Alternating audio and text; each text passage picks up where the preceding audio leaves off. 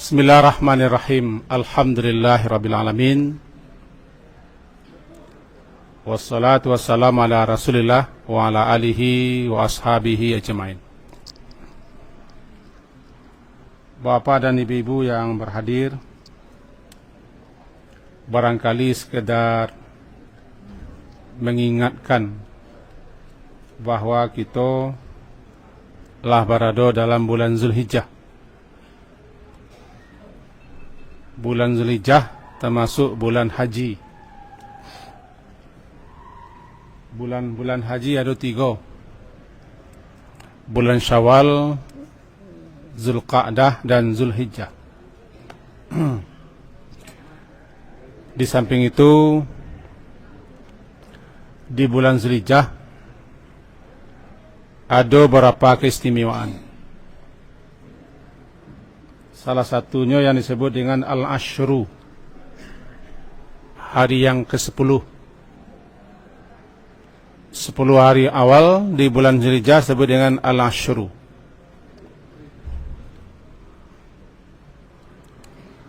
Di mana kita disunnahkan memperbanyak berbagai macam amal-amal saleh, amal-amal kebaikan, berbuat berbagai macam ketaatan dan ibadah-ibadah yang disunnahkan. Dan di samping itu, bagi yang berkorban, barangkali lah pernah disampaikan guru-guru kita,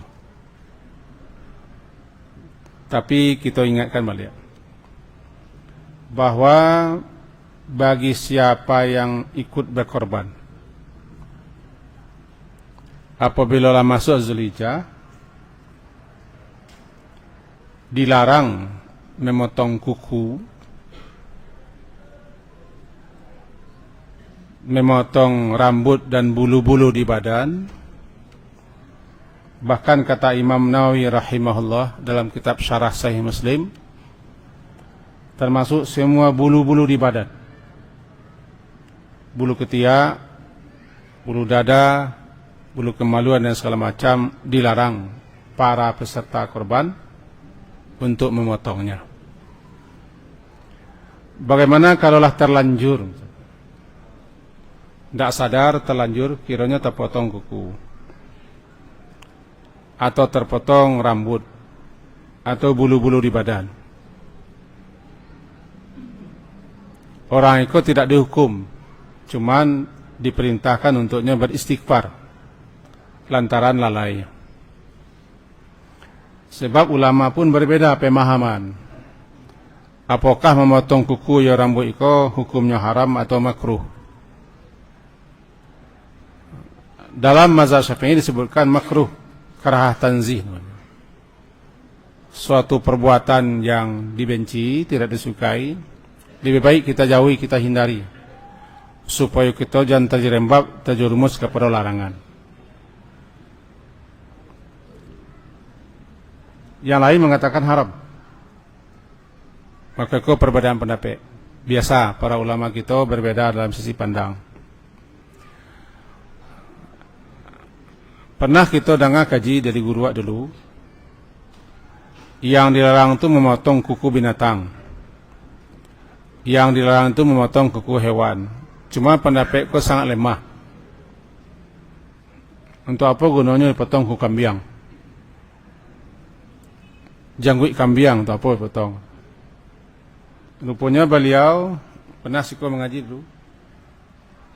Beliau memahami fal yumsik an sya'rihi wa azfarihi itu,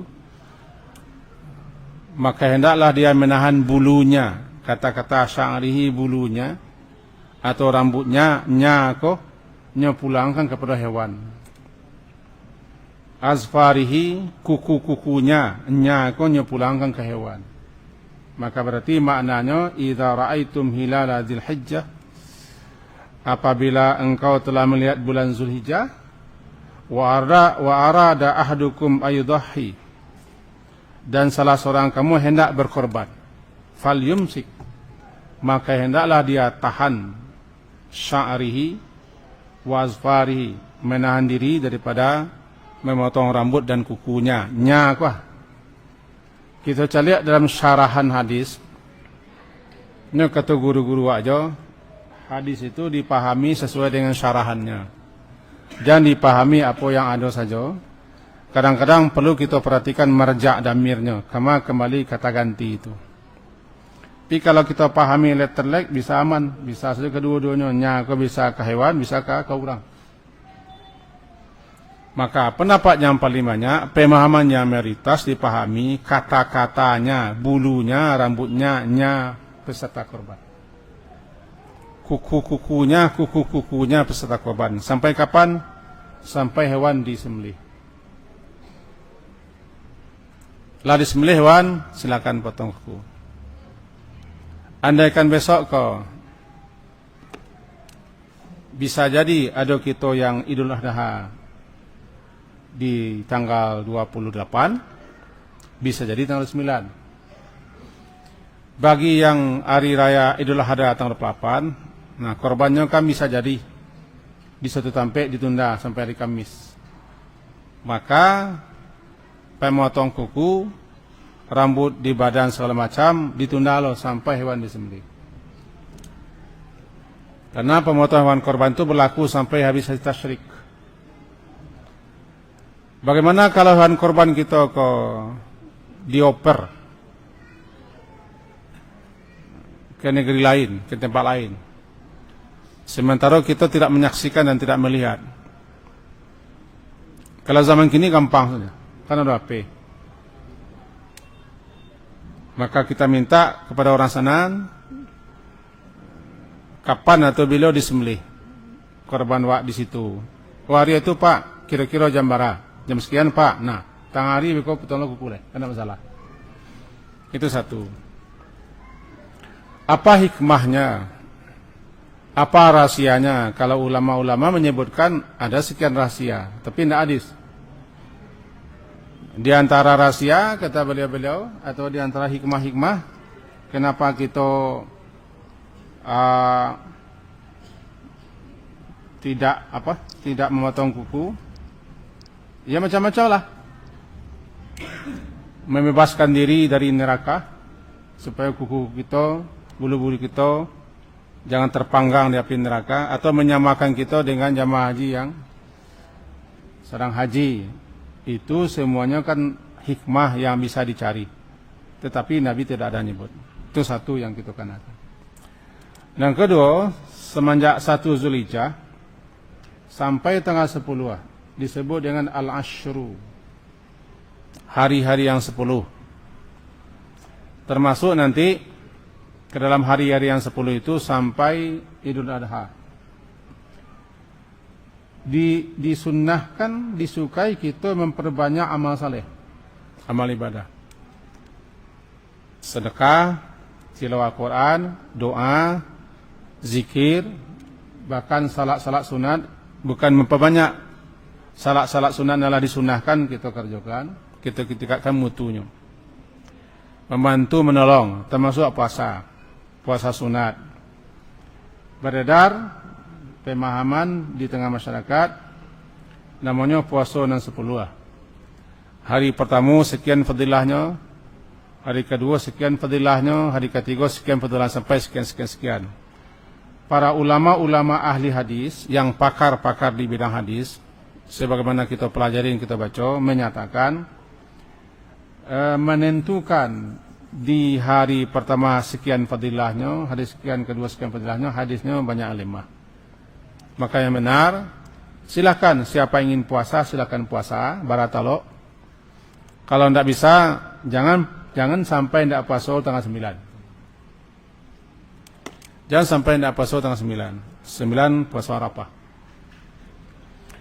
Karena di antara keistimewaan puasa Arafah, di mana saat itu orang wukuf di Arafah, adalah menghapuskan dosa 2 tahun. Setahun yang lampau dan setahun yang akan datang, sebagaimana bunyi hadis. Lalu bagaimana nanti puasa di hari raya haram hukumnya? Hari-hari haram puasa adalah hari raya, baik Idul Fitri ataupun Idul Adha. Khusus di Idul Adha, Nabi sallallahu alaihi wasallam menunda makan. Beliau menunda makan sampai hewan korban disembelih. Sehingga makanan pertama yang beliau makan, yang beliau cicipi di hari raya itu adalah daging korban. Oleh sebab itu para ulama-ulama kita memahami bagi peserta korban, hendaklah dia disunnahkan dia untuk menunda makan, bukan puasa. Menunda makan sampai hewan korbannya disembelih. Kalau bisa, hewan korban itulah yang menjadi santapannya atau makanan sambanya di hari raya itu, jika itu cepat penyelenggaraan. Tapi kalau hewan korban disembelih di hari kedua, alamuana puasa. Kalau diniatkan puasa, tidak berpahala, udah berdosa, karena haram. Sebab yang dikatakan puasa itu adalah min tulu'il fajri, semenjak terbit fajar, artinya semenjak subuh masuk, ila ghurubis syamsi, sampai terbenam matahari, itu yang puasa. Al-imsak, menahan diri, an jami'il muftirat, daripada segala yang merusak dan membatalkan puasa, semenjak terbit fajar, subuh masuk, sampai terbenam matahari, itu yang puasa, ma'an niyah. Jadi kalau menunda makan itu tidak puasa. Yang ditunda cuma makan, kopi tidak, minum sekopi pagi. Menunda makan tidak puasa. Jadi siapa yang ingin minum kopi terlalu tapai, silakan pagi, tidak masalah. Kenapa anda makan? Agar daging korban itu menjadi makanan pertama. Itu pun tidak perintah wajib, sunnah. Bagi nalitakna pagi walaupun peserta korban, litak pari itu kebalik makalahnya tidak puasa. Bagi kita yang tidak peserta korban, sembarang, mau nahan mau tidak. Kalau nak terasa lamanya daging korban, mereka tahan jelah pari mereka, tapi tidak apa lo kalau dah. Karena kita tidak peserta korban. Peserta korban. Itu. Di Urawa, kalaulah tidak makan, puasa namanya. Ini yang kita perbaiki balik adalah jangan niatkan puasa, haram hukumnya. Tidak apa lo, tidak berdosa. Kita ulangnya balik hari-hari haram berpuasa itu satu di hari raya, baik Idul Fitri ataupun Idul Adha. Kemudian di hari-hari tasyrik, sabaleh, dua baleh, tiga baleh, Zulhijjah, itu hari-hari makan dan minum tuh, jangan puasa lah. Kok sasiak mana lah wak, kok sasale bagaimana lah wak, tapi nampak jahat. Silakan menunda makan untuk bisa mencicipi korban. Itu yang ketiga. Kok kaji wak sekadar mengenang kok, mengenang-enang dewa akaba korban, mengenang-enang. Kemudian di hari raya korban itu, yang sebenarnya mulai bertakbir semenjak subuh hari Arafah sebenarnya. Cuma orang awak biasa bertakbir mulai semenjak terbenam matahari di malam hari raya. Andaikan terjadi atau ada di musala tertentu, di tempat tertentu, orang bertakbir sejak subuh, setelah salat subuh, tidak masalah, memang itu. Cuma di kampung awak, di negara awak barangkali tidak biasa. Dan terbiasa di negara awak adalah di malam hari, malam takbiran. Nah, khusus mengenai itu, ada seketik yang barangkali perlu dijalehan. Takbir yang disebut dengan takbiran itu, lazimnya diurangkan setelah salat. Sebenarnya takbir setelah salat itu kan di Mina bagi orang haji. Nah, kalau takbir setelah salat, kadang-kadang dipimpin, kadang-kadang diimami. Takbir itu bukan pengganti zikir. Tetap berzikir setelah salat. Astaghfirullah 3 kali. Allahumma anta salam. Kemudian tasbih, tahmid dan takbir. Alas itu takbirlah kalau kata takbir itu. Di sebagian orang kan setelah Assalamualaikum itu langsung saya bersembah mi Allahu Akbar, Allahu Akbar, Allahu Akbar. Seakan-akan zikir nalado tersingkir. Dia bukan pengganti zikir. Dan takbir itu bukan harus setelah salat. Kalau di hari raya Idul Fitri sepanjang waktu, kapan di mana saja. Di Idul Adha boleh setelah salat, dan di Mina orang setelah salat itu takbir. Salat. Cuman bukan hanya setelah salat. Kadang jamaah ko adalah nuwiya. Wiya ko bahasa Minangnya wiya. Alunya takbir imam lainnya lah mengaduh. Mam, kabia. Kabia. Kami wiya namanya. Biasanya orang gae. Orang gae satu Pak Jibo lah. Intinya begitu, Pak. Bahwa tidak harus takbiran itu setelah salam. Zikirlah dulu, itu intinya. Istighfarlah dulu. Allahumma anta salam. Kemudian tasbih, tahmid, takbir. Bisa tambah lain, baru takbir. Kalau orang pulang-pulanglah, nah dosan Pak. Tapi yang sang imam, jangan pimpin seperti itu. Lama-lama kau orang menganggap kalau hari raya tidak ada zikir setelah salat. Padahalnya bukan pengganti. Kau segera mengingatkan. Berlakunya takbir itu sampai hari tasyrik habis. Tanggal 13 Zulhijjah. Di waktu asar berakhir. Jadi sebelum maghrib habis takbir.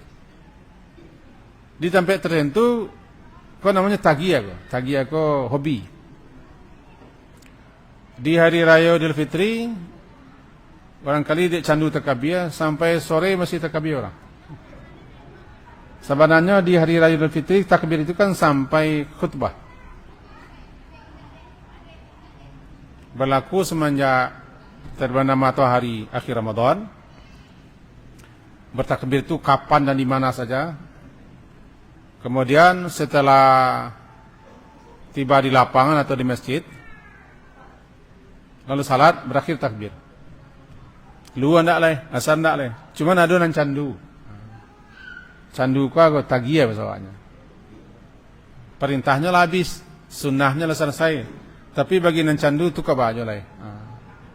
Nah, tiba di hari raya apa? Hari raya Korban atau hari raya Idul Adha, takbir itu sampai habis tasyrik. Tasyrik 3 hari. 3 hari. Tuh. Kemudian beberapa hal yang barangkali perlu kita kanakan, bahwa ketika berkorban, perlukah kita peserta korban ko makan dagingnya? Kalau bahasa kami daging nasa kapa, daging nasa bingkah. Sebenarnya tidak wajib, sunnah. Tidak pun ikut makan tidak masalah. Di sedekah sadarnya boleh. Boleh.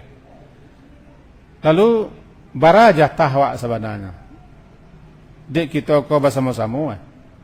Korban kau bersama-sama. Kalau kita korban sendiri di rumah, boleh. Tidak ada larangan. Korban wak sendiri-sendiri, surang-surang atau sekolah, Bali saya Jawi yang paling kadang. Dabiah bantai surang kamihan sama-sama. Barakah dimakan, barakah diandon, tidak ada aturan. Tidak ada aturan. Oh kita ambil 1 kilo jadi, 1 kilo jadi, 5 kilo jadi, tidak masalah. Kita ambil jantuan, no, yang pau kadangnya boleh. Lalu kita simpan, selebihnya kita bagi-bagi, itu boleh. Tidak masalah. Tidak ada aturan tertentu untuk itu. Cumannya begini. Dek awak bersama-sama, berkorban di surau, di musala, di musaji, ndak awak surau nan satu, kau makanya pakai panitia. Dek pakai panitia, tentu harus ditentukan bara untuk peserta dan bara lo untuk dibagi-bagi dan seterusnya. Kau sesuai dengan kebijakan panitia. Jadi dan terbaik di wak berkorban namanya, bara dapat jatah ambil sih. Tidak usah mengerupek-ngerupek, tidak usah mengurutu-ngurutu, ini korban. Kalau ingin daging banyak, pergi ke pasar daging. Bali pada ke-7. Kadang-kadang mengerupek itu merusakkan nilai korban, Pak. Kata kena ni. ketika menyembelih itu kan dibaca setelah bismillah. Bismillah wallahu akbar. Bismillah wallahu akbar. Lalu dibaca salah satu bacaannya Allahumma hadza minka walaka atau wa ilaika. Ya Allah, hadza ini korban adalah minka, berasal daripada rezekimu, karuniamu. Minka. Allahumma hadza minka walaka. Kata laka, aku berkorban demimu, untukmu. Kalau ilaika, aku serahkan, kami serahkan lagi kepadamu ya Allah dalam bentuk hewan korban. Jadi ilaika aku serahkan kepadamu ya Allah dalam bentuk hewan korban untuk dibagi-bagi. Untuk itu beradape jamang rupe. Nyolaka, kalau laka Allah ma'adha minka walaka, kerenamu untukmu ikhlas. Kalau ilaika kami serahkan lagi rezeki yang telah engkau beri kepada kami sedikit, secuil, paling 3 juta sekian. Dalam sepanjang tahun kami dapat rezeki ya. Kami bernikmat ya Allah sekian. Akini kau secuil kami berikan rezeki itu dalam bentuk hewan korban. Kami persembahkan kepadamu ya Allah dalam bentuk hewan korban. Lalu kami bagi-bagi. Karena dagingnya ada Allah nak ketujuh. Ada Allah daging. Untuk itu kita peserta korban. Ko baradape baradage orang terima. Jamu pe, jamu rupe, jamu rutu, jamu diam-diam. Mereka rusak nilai korban wa. Dan terakhir sebelum kita tutup, bahwa dalam masalah itu walaupunlah banyak dibaca, dikaji. Kalau ada kata nanti kita jalan jo. Setentangan satu agak seringnya terjadi. Sapi itu setelah disembelih masih mengari-ngari, anu mati banale, orang lagi potongnya itu haram teman. Sabo ma quti'a binal bahimah wa yahya, apa saja yang dipotong dari hewan sementara hewan itu masih hidup itu masuk bangkai. Dulu orang-orang jahiliyah ketika ingin memasak sesuatu daripada hewan atau untuk disaik seketek. Tidak biar panang kadang isaiknya telinganya atau isaiknya pau mesti. Itu perangai orang jahiliyah siswa. Nah, tiba hukum Islam, nama nan disaik daripada hewannya masih hidup, hukumnya bangkai, maitah. Hewannya masih hidup, kita ambil man sengenek, kok tadaga namanya sup iku ya. Buntut, potongan saya ikut, haram hukum. Jadi kalau hewan korban kan masih hidup itu, dipotong masih mengelepah-ngelepah, ngari-ngari masih hidup, sebaiknya jangan potong. Tapi kadang-kadang dia anak-anak bujang daripada dulu ramam biak, dipotongnya ikut, dipotong lidahnya, diandoknya. Jangan lakukan itu. Kalau kita sebagai panitia harus jangan lakukan itu. Tidak sempurna korban orang. Nang kedua hewan masih hidup, kitalah mengambilnya, termasuk mengulitinya. Kalau kita ingin kuliti, betul-betul lah jalih nak mati, baru ansur mengulit. Jangan nak capek sih, jangan nak capek. Beko terlanggar, jangan-jangan kita beko berdosa beko mengerjakan itu. Aku seketik ngenan.